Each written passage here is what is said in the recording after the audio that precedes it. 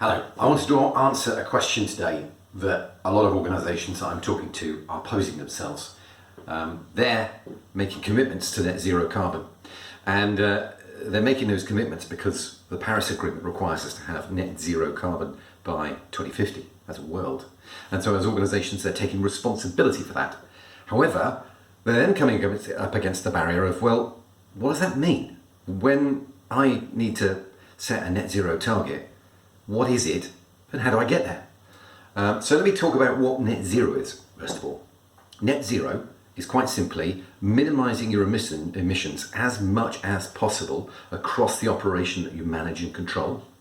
And then when you get to the bits that you really can't solve, because, for example, stuff is being delivered by a supplier whose carbon footprint you can't control, or customers are using your product or service in ways that you can't completely control, then at that point you then are going to have to offset the final emissions because you frankly don't have control over those. You may have influence at best.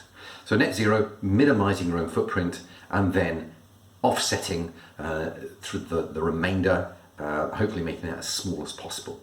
Offsetting is valid. It's a way of effectively taxing your own organisations, and it's often a good first step. So net zero is minimising your own carbon footprint as much as you can and then offsetting the remainder. Very different from zero carbon or carbon neutral.